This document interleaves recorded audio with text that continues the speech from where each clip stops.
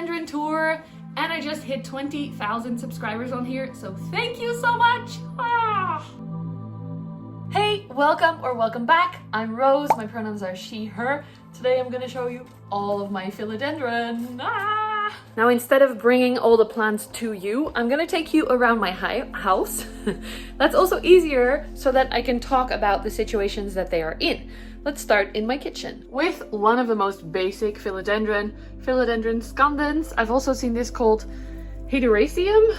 This guy I got from the book presentation of my friend Iris last year, and as you can see, there's actually very small or almost no leaves on this last bits that are dangling here, but it's getting light from the top, so it should be quite happy. I have it right underneath my one and only, no, I have two actually, under one of my skylights, next to some Epipremnum and a Hoya linearis, Alocasia cuprea.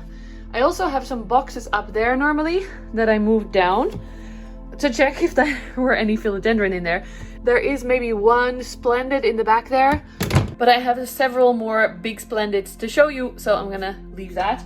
This is mostly anthurium, so when I make the anthurium video, you will see all of these boxes. Also in my kitchen, but over on this side, is another philodendron in here, chilling together with Reggie the Regal. Holy shit, that leaf is getting big. Look at that. It's still floppy. It's still getting bigger. Okay, Reggie, I see you. But we're here for philodendron. Focus. This is my melanochrysum. I've taken him out of the box so you can see him a little bit better. This is the latest leaf that actually grew all the way in my care, so I'm pretty happy with that. It seems to hold on to the size for now. Hi, it's me from the future. I'm sick, but I got some questions on Instagram, and one of them is, how do you get the leaves of your philodendron big? My main answer for this is to give them good support, like this moss pole, which I will talk about in a second. Support really helps to give the plant that feeling of climbing up a tree and then being able to make bigger leaves because it has the support, it's stable, and it feels happy. There's some other factors like light, and I will also talk about the pot size, but for now, my main answer is support. These plants are actually quite tricky, so I'm hoping this is my second time trying a huge one, hoping it will work out.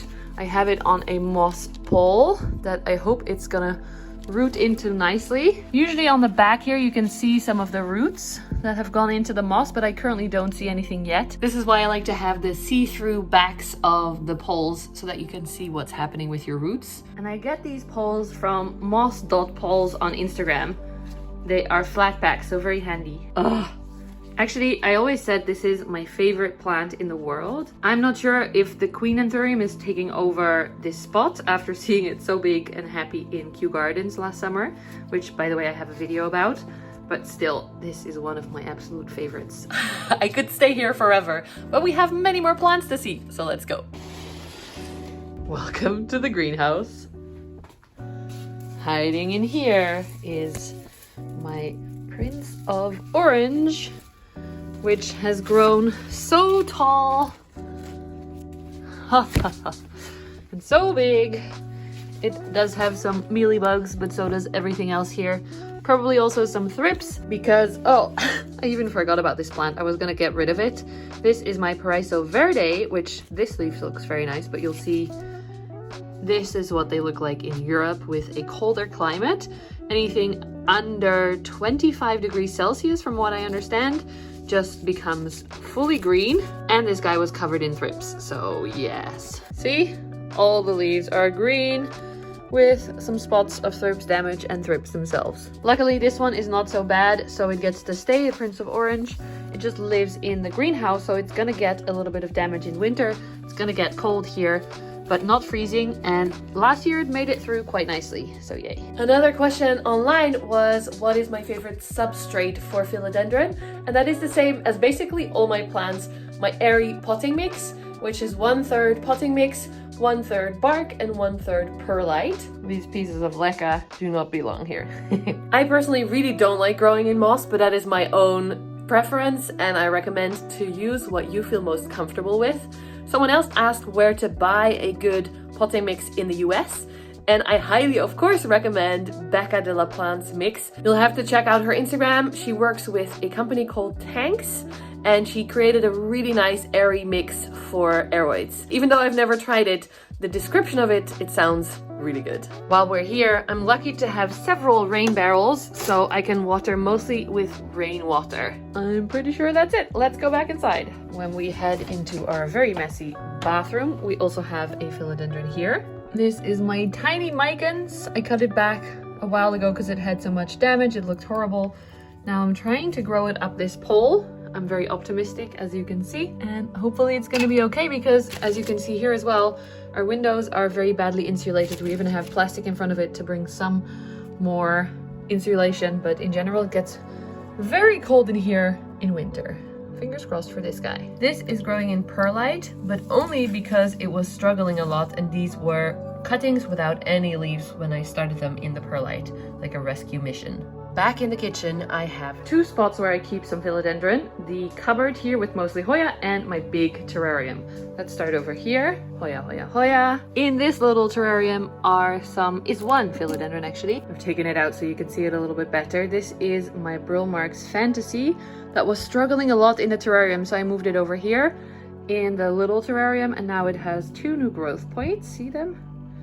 So I'm really hoping this will recover because it was very sad before. The other ones are in this little terrarium that I recently made. I have a short about actually. Over here we have Philodendron gigas, which is such an underrated plant in my opinion. It's nicely sizing up here against the back wall. Can you see the fuzzy roots? But clearly it's already at the top and needs to be moved soon. So I have to come up with a solution for that. Next to it we have the variegated domesticum that I got from a friend. It has a lot of actual yellow, like there's not a lot of green, but luckily there is some older leaves that have plenty of green, and it's growing really well. I'm impressed. Oh, back here is a Philodendron brandtianum, and over here is Philodendron sodiroi in the back there. That was bigger before, but it had thrips, and now it's recovering and coming back, hopefully on the back wall here. This, by the way, if you think this is cute, it's not very practical for philodendron because they are climbers and right away they will reach the end of the terrarium. But for other plants, it might be cute and better. In the front here, we also have a, it's hard to film and keep the door open, Philodendron gigas that is looking quite nice. I have several of those spread out through the house because it had thrips before and I propagated it. Also trying to keep moss alive in here, but not succeeding. Benji, tell me how to do it. I don't know still. By the way, though this may look like moss, this is also just my potting mix that is at the bottom there, what I have them growing in. I think that's it for the philodendron in here.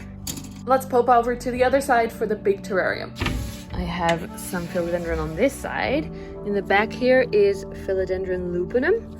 That is really nice and velvet.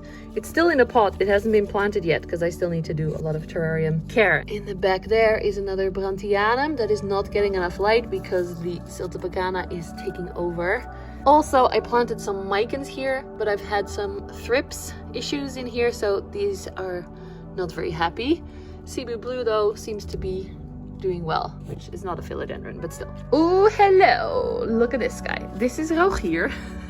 My big, huge, look at this, huge size Philodendron Florida Beauty. The Beauty is the variegated version, and I absolutely love it. I hope it's rooting well. This was the newest leaf before I got the cutting. I haven't seen any roots yet. This is still in a pot. I just have it in here because it has higher humidity.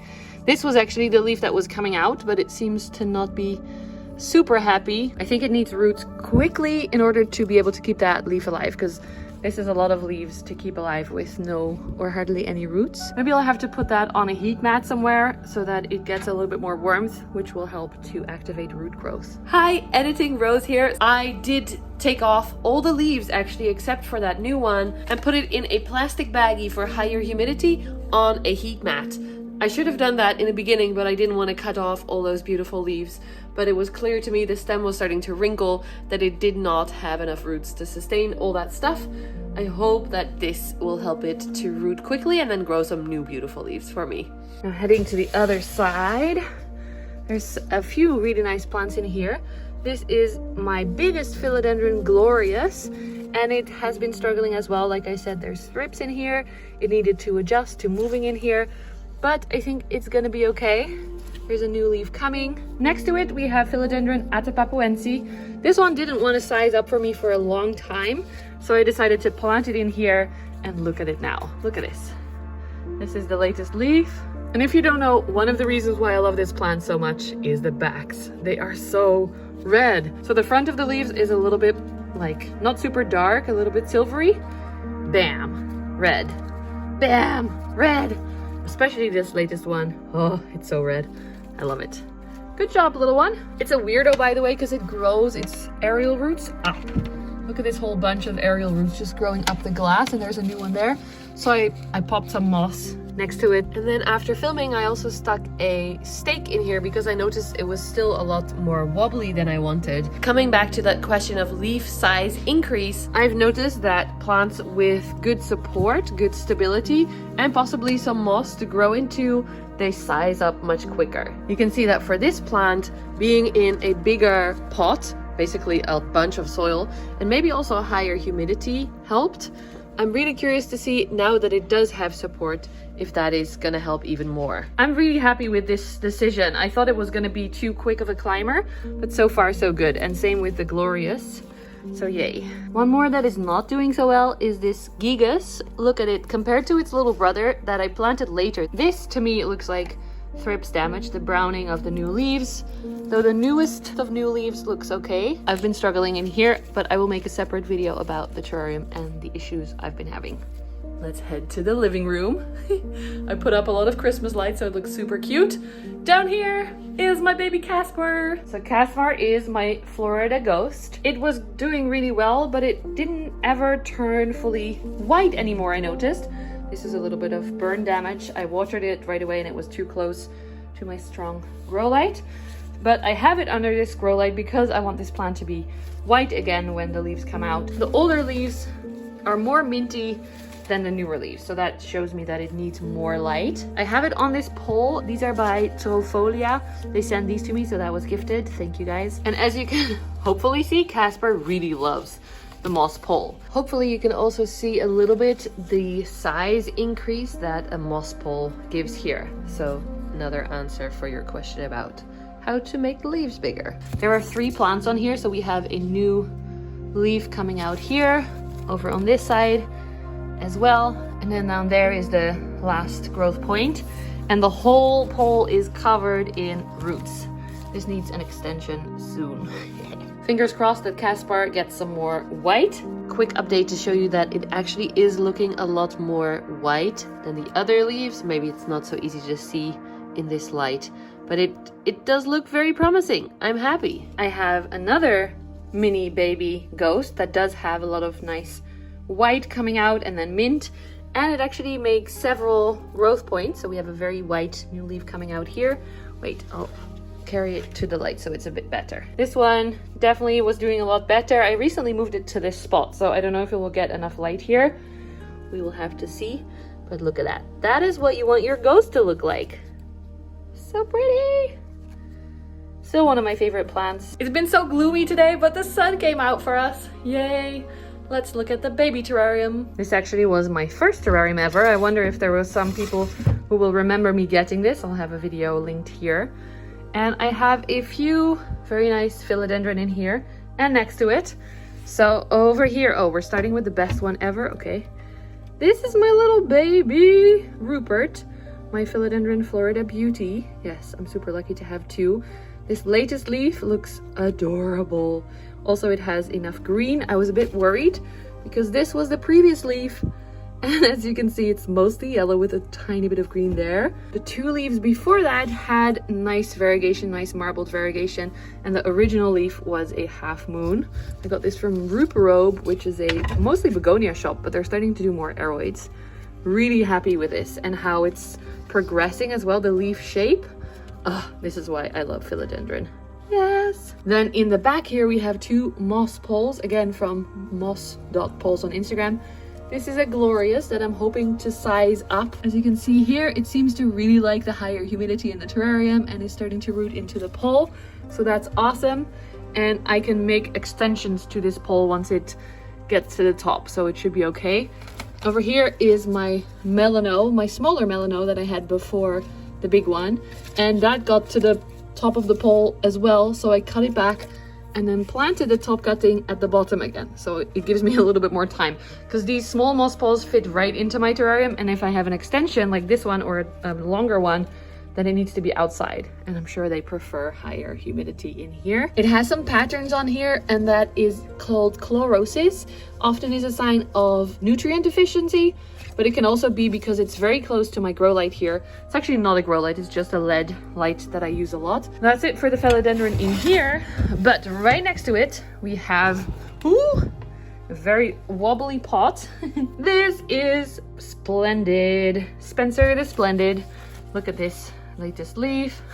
Behind there is my YouTube board of all my plans and stuff, so you can take a peek at what else I'm creating soon. You may remember my reel where I actually cut this and propagated it, which was very scary. So this is the top cutting that was already on the moss pole that continues growing. But down here are two of the fresh cuttings that I took that also have started growing. This one just came with this leaf. And here we're gonna get the first leaf coming out hopefully soon. On the other side, this was the original leaf of the other cutting that I put in here. And here you can see it is also growing, but not a lot. And I'm gonna use little hair clips to clip the stems onto the pole. Very handy. With this guy, by the way, you can see the roots here growing all over the back of the pole and going into the soil.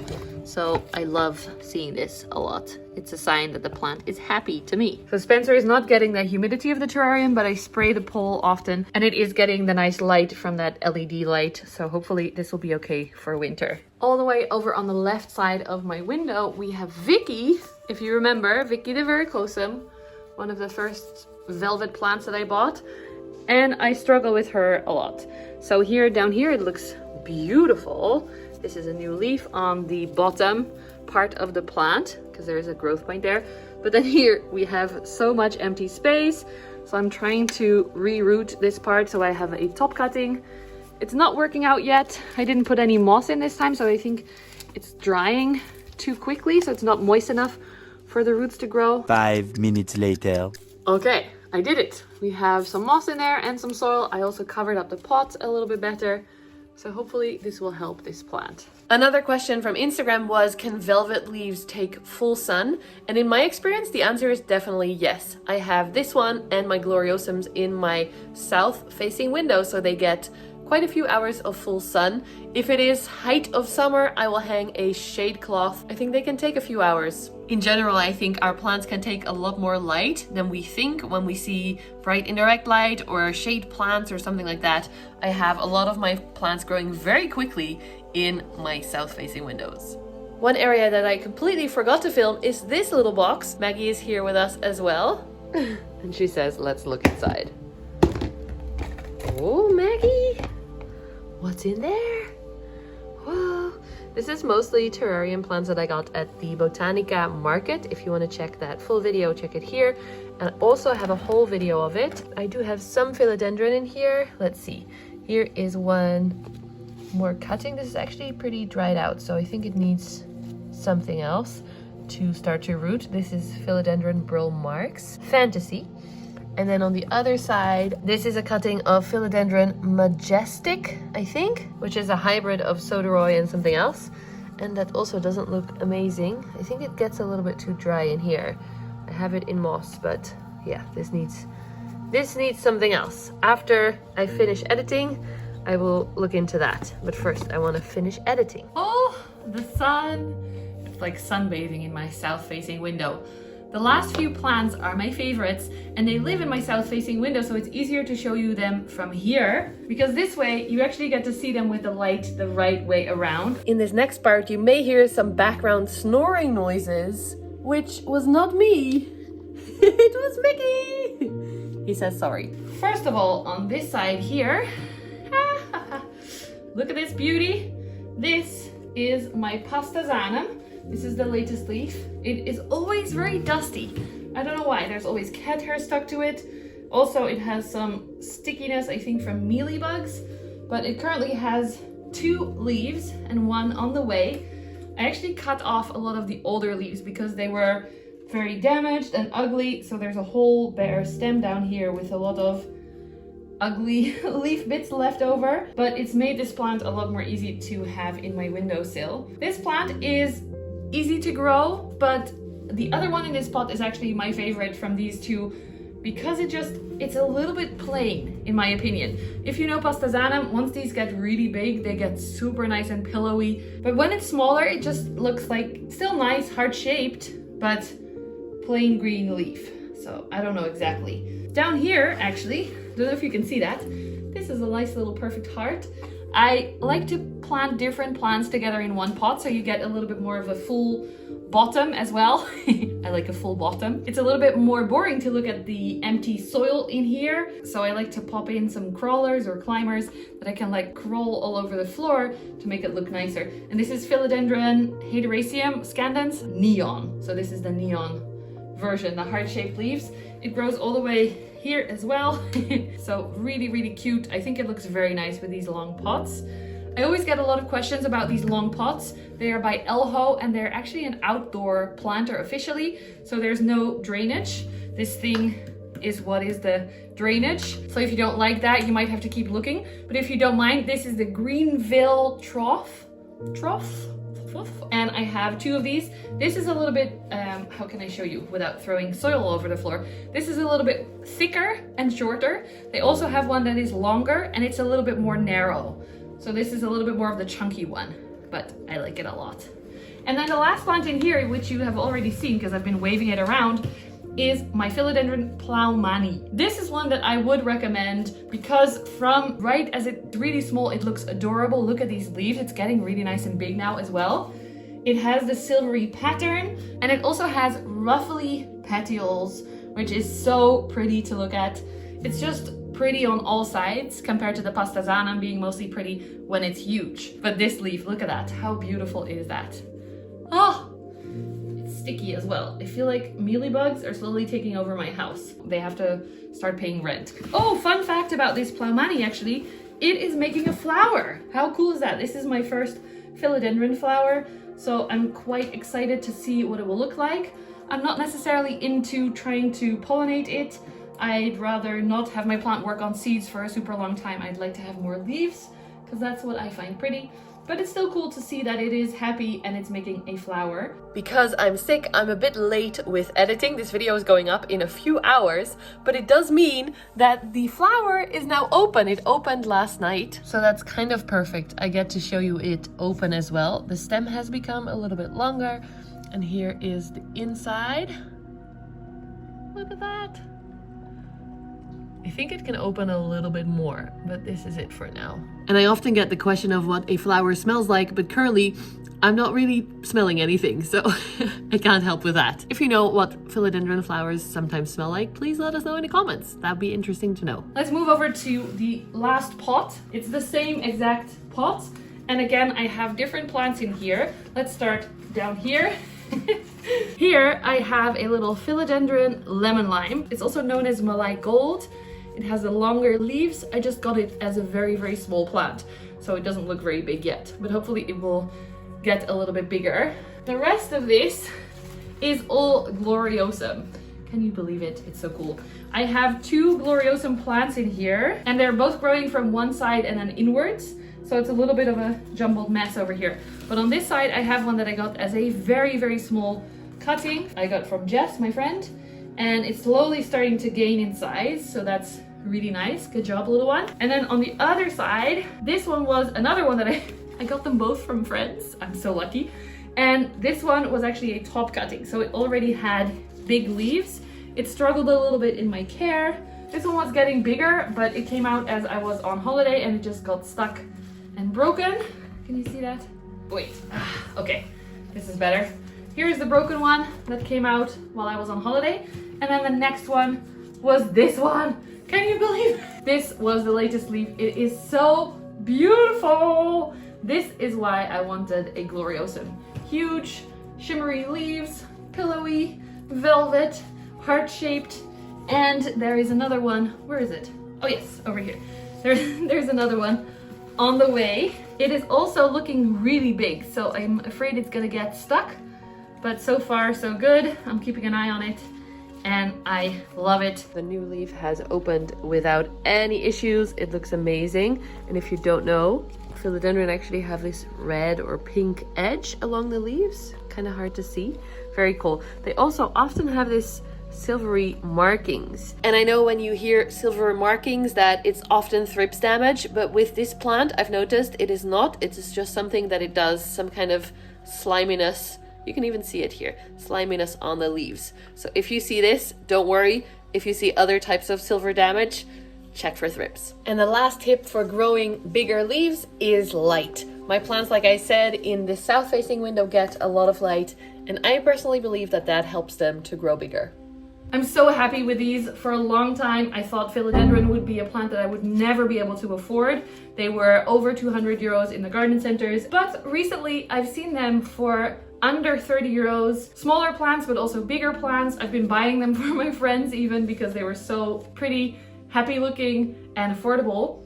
So I'm definitely super happy that this is becoming more a plant for the masses and not just for the few that are either very lucky with their friends like me or people with a little bit more money. So it's becoming more available, at least in Holland, here in the Netherlands. I'm very curious if that is the case in your area as well, or if they are still expensive. I would love to hear.